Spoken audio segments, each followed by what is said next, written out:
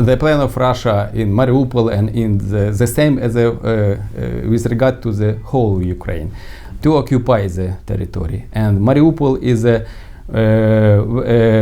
shows very powerful resistance to the Russian army, because in Mariupol concentrated one of the best Ukrainian forces of National Guard of Ukraine, and they resisted to the Russian army. Unfortunately, this town is occupied, and Russian army sieged Ukrainian soldiers inside of the big undergrounds of the metallurgy plant in the city. And now we are appealing to the world to help us to free the civilians and soldiers, wounded soldiers, Ukrainian soldiers, what is Mariupol. The plan of Putin is to occupy as soon as possible Mariupol and all of the Ukraine, and as Mariupol and all Ukrainian army provides a powerful resistance and defense against Russia. And we hope the situation in Mariupol will be solved as soon as possible.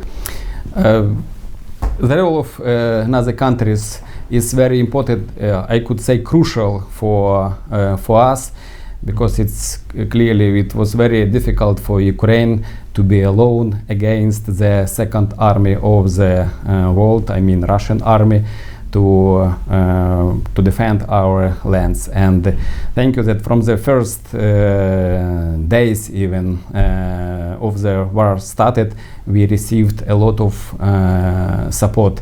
I mean financial support, humanitarian support, and support in ammunition to our country. And only in thanks to this support, we are defending our territory successfully.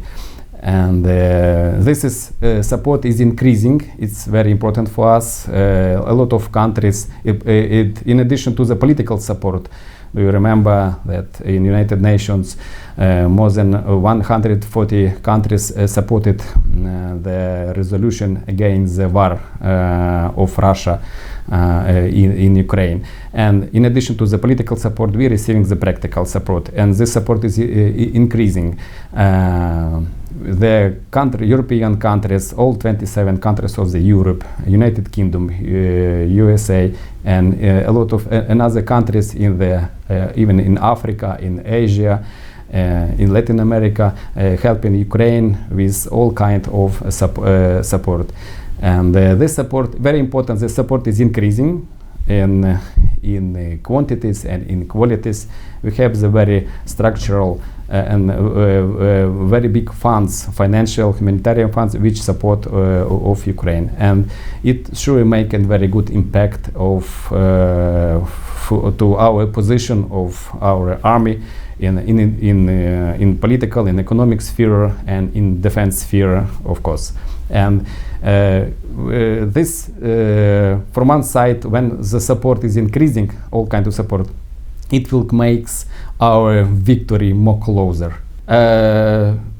Absolutely no, because all countries which support Ukraine, first of all Ukraine, and all countries which support Ukraine wants to stop war as soon as possible. Only one country in the world wants to prolong this war. Just this country, everybody knows who started war, that wants to prolong war. It's important for us that Russia, I want to repeat, that didn't achieve absolutely no any one goal what Russian army wants to, what Putin's wanted to achieve in Ukraine, but absolutely no one goal was achieved, and he wants to Putin wants to prolong this war as longer as possible. I understand, yeah, for sure. Each war make a negative effects not only to the one country against which the war was launched, and all countries in the world suffering from the war. It does not matter where it's placed geographically, because Ukraine, a very big country, and the contributor, first of all, to the world market, first of all, especially in the food security system. We are a provider of the grains and metallurgy for the world markets. And for sure, Europe's understand it, and each country in the world, and try to support Ukraine in this war, to stop this war as soon as possible, to minimize this negative effects on the world economy and in each country. It's understanding for the European countries. That's why they imposed the very powerful and painful sanctions against Ukraine. Already five package, or very big package of sanctions imposed against Russia, and now after a couple of days, next very powerful sanctions will be imposed against Russia. It will stop the Russian export of Russian energy sources to the Europe. It will cut off the oxygen to the war machine of the Putin. We understand the policy, I think economic policy of each country, which try to minimize the suffering of the national economy before to join to the package of the sanctions, international sanctions against the Russia, because different countries depends in the different in the volume from the Russian energy sources. But European Union, it's very good signal, very united, especially in these times. And each countries now they elaborated the special plan how to stop receiving Russian energy sources, oil and gas, in the medium term perspective. And for sure, European Union countries will contact with another countries' possible sources of the oil and gas to compensate the importing Russian energy sources. That's why we are European Union increasing the negotiation with the African, Asian countries, with the Latin American countries, to increase this receiving, supplying of energy sources from another sources, because it means a clear signal to the Russia that they will stop to pay for the Russian energy sources, because Russia uses energy sources as not as a good in the market, is as a weapon. Ukraine suffered from that, and all European countries understand this. Russia uses this energy sources as a weapon in economic policy. I am in permanent contact with the Libyan authorities, and I have assurances from the all Libyan authorities officials that they are not allowed to participate the Libyans in the war in Ukraine, especially on the side of the Russian army. And I trust them, and they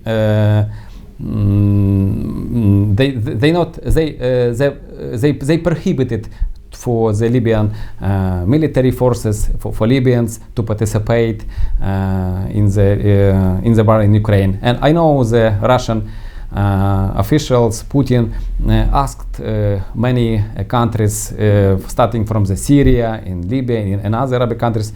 They try to involve mercenaries from the different countries to make this